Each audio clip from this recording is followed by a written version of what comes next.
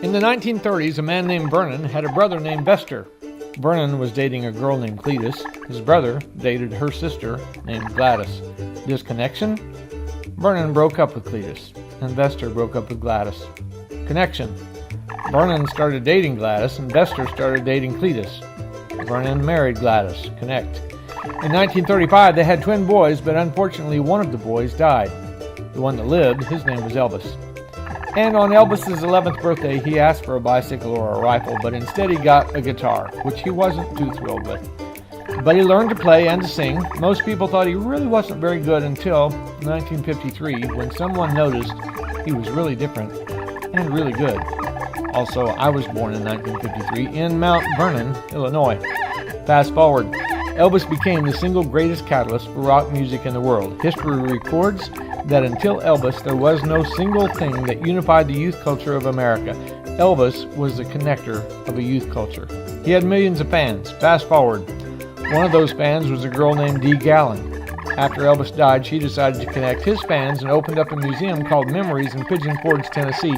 Memories had a theater where Elvis impersonators could do shows to continue to connect Elvis's fans to Elvis's music.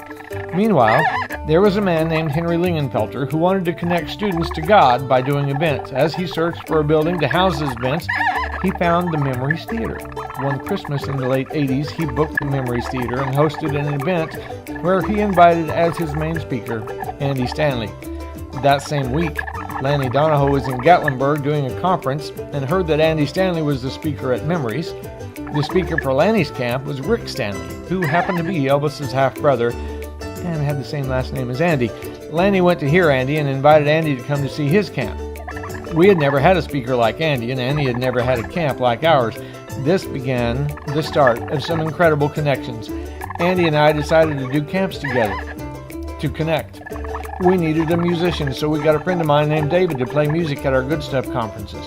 We needed another speaker for the times Andy couldn't go, so we asked Andy's old friend, Louie, to come and be our speaker when Andy couldn't be there.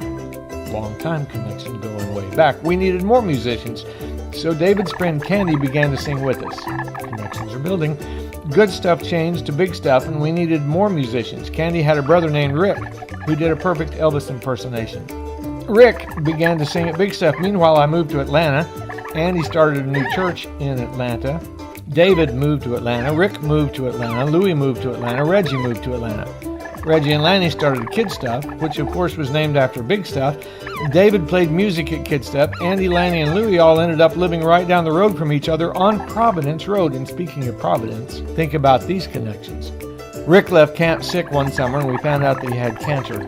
I stopped by our church on the way to the hospital to see Rick and met a man from Uganda named Peterson Sozi. He asked if he could go with me to the hospital to pray for Rick. Peterson and I connected during that visit. Rick left this earth, and we had his memorial service on September 12th of that year. One day I watched Oprah, whose father's name was also Vernon, as she took shoes over to give to African children, which made me want to take our interns to Africa, which eventually caused Andy to want to go to Africa, after which I felt like I was supposed to start a ministry in Africa. Meanwhile, a guy in our church, Kurt, whom I did not know, had taken his family to do a mission trip in Uganda, and while there ran into Peterson Sozi, who asked Kurt if he knew Lanny Donoho. He knew me because I had helped get North Point Community Church started through Kid Stuff. So he came back and called me and wanted to help create our new ministry in Africa. Meanwhile, we kept doing camps, and I met a girl named Jessie Guerin, who was fighting cancer herself while she was loving God. And Louie, who was speaking at camp, found out about Jessie and changed his message when he heard her story and went out in the audience and presented one of the most powerful nights Big Stuff ever experienced as he stood beside Jessie Guerin and talked about how her cancer was a megaphone for God. 2 years later, Jessie left this earth and her life was celebrated on September the 12th, just as Rick's had been. Both impacted Big Stuff in a big, big way. Meanwhile, I asked Kurt to get a team together to help create in our Kenyan ministry a children's choir. That choir's name was to be Daraja, which in Swahili means bridge. A bridge is what connects. The choir is here because I knew Kurt, because I met Peterson, because I met Rick, because I met Candy, because I met David, because I met Andy, because he met Henry, because he met Dee, because she had a theater named Memories, which featured the music of the second twin born to Vernon and Gladys in 1935. And oh, by the way, the son of Vernon and Gladys who didn't survive when Elvis did, his name was Jesse Garin Presley.